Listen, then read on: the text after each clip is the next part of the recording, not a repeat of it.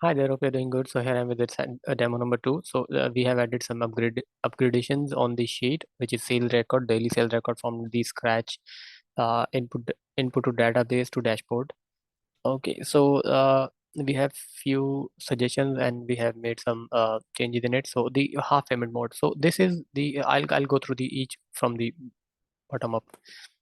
So the first one is half payment mode. So for example, you said that okay, if someone is paying half in the in another different mode of payment and a half payment in other mode of payment. So we have added these two columns in here. So for example, if someone is buying two quantity of silver rings and the item cost is maybe you can say 200 and he has to pay 400, but he's paying 200 out of for the in the cash and 200 he's paying in as a maybe PayPal. So you can here you can select the amount so that this can get accommodated as a total thing. So these are the two columns where you can record your half payment mode, a different mode of payment. Okay. The second one is multiple selling items. So if someone is buying multiple items and you want to bill him, you don't need to bill him at once with one number or one cost. I think it's better to this is best, I guess, to break down the cost for each product. So for example, if someone is coming back and saying, oh, I don't want this silver ring, I have a diamond ring, and I want to deduct, I want to just make sure that whatever you have charged me for. So if someone comes in and gives you back the item and asks for the deduction of that amount, what you have charged for that particular product, you have to remember that okay, this product was sold on this date to this customer, and I have charged it because there is no fixed cost for each product. You have to keep a record of it, or you can always see the total of the bill and then you can deduct it as per your understanding. Okay, so this has been done, the half payment mode. Now let's get back to the second one. The second one is yeah, sorry, this we have done two. So now the third one is commission sharing. So if someone is assisting a seller in selling a product, so you want to share the profit with the other person as well. For that, we have added this column where you can just select the name. I'll show you how it's going to calculate the profit and the commission. So we have already set up the percentage commission on each item product or each item description, and we know this item has 0.5% of commission. So if someone is selling the item selling cost was 200 and the item was sold on $400, let's say. The profit will be 200 USD, and the profit will be shared with the half percent. So half percent of the profit will be um, sorry, it's actually 1% for the silver ring, which is recorded in here. Yeah, 1% for the silver ring.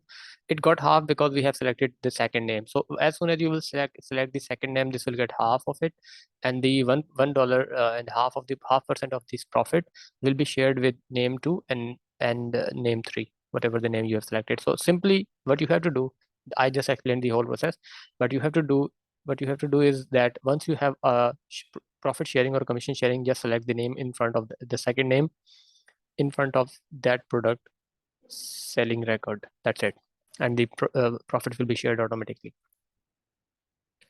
Now let's get back to the first one, which is the inventory addition. So inventory addition took a number of steps, and yep. Let me go through the each process. I think we have one more to explain. Okay. So the inventory list. So for the inventory list, we have added three columns in here. These three columns are, this is all time stock.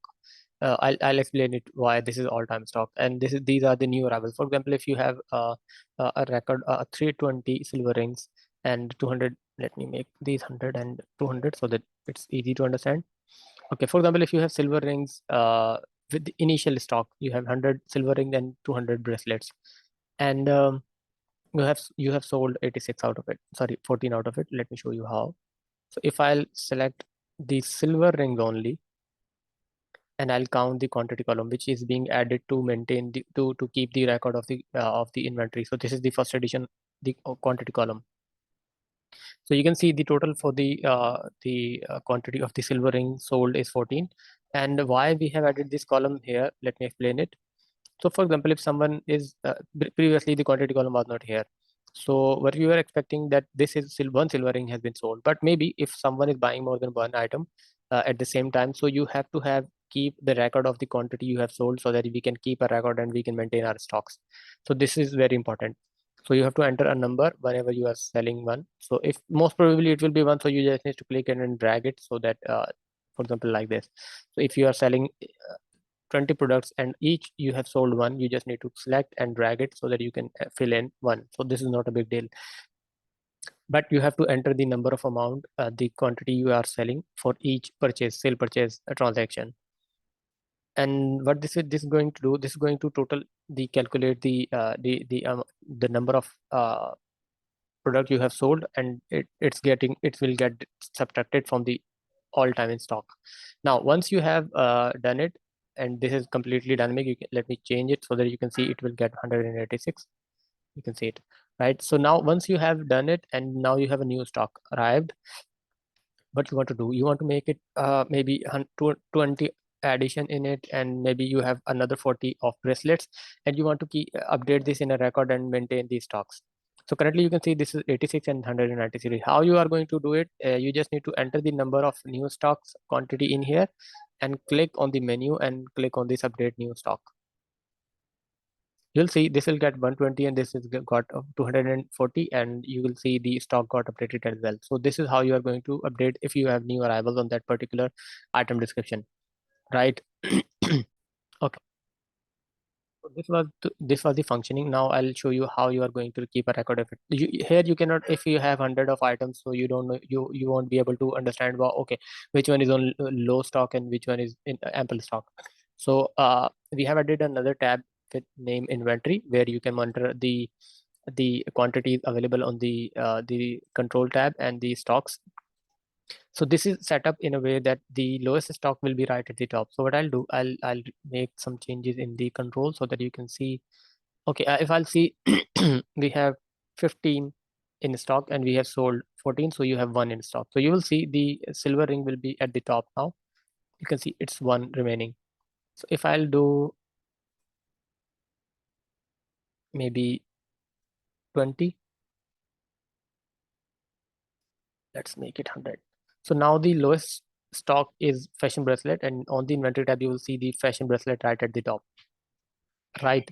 And this is number format, and I've added the dashboard for the inventory list so that you can see it in a graphical way, which is more convenient, I guess. So here you can see this is very good representation. Okay, you have ample stock of repair pickup. You don't need to get new arrivals or new stocks for this one. You have to bring the fashion bracelet as soon as possible so that you can keep your stocks updated and high, so that you don't need to, you won't get short of or anything. So yes, that's the fourth part. Now I think I remember that I have another additional part which we agreed for the layaway. Okay, here I have added the layaway thing. You can see whenever you will be adding a new layaway, this will get bold automatically. Let me show you in here. So if you will enter anything with the name layaway, with the word layaway, this will get bold. And uh, yes, and I'll show you with with the example. Currently, you can see this is 3rd January and this is green. So this is dynamic. Okay. So the layaway. So for the layaway as installment thing, you want to keep a record of for the total of this. So this is getting red because why? Because the someone has took it in a layaway thing, but he haven't paid in full. So the sale price was $2,061, but no one this is not being done yet. So how we are going to keep a record? You can see this is this is writing layaway with an arrow in here. So you have to click on this plus button. Once you will click on this button, you have to select the whole row and you will track it like this. Okay, this is the layaway I want to keep a record of. So this is the ID. Let me put 1, 2, 3, 4. This is the ID of the name, and the name of the customer, phone number of the customer, whatever it is, and date. You just need to double click on it. Okay, on this date, the we have called it, and we have received first installment of 100 USD in the mode of cash. And who have collected this name for? So you have to keep a record of this like this. So for the second installment, okay, we have called this person on 5th of January, Now we want to call him again, maybe after 4 days or 3 days. You just whenever you will call him, you just need to double click on it and enter the date in here. Enter the date in here, enter the name of the person who's collecting the charges, and then enter the amount, maybe $50, another $50, and the mode of payment, maybe card. So this is how you can keep a record of it. So once you are done with it, and you will see this is still red. So what I'll do, I'll give you a random number. Let me put it 2061 right in here.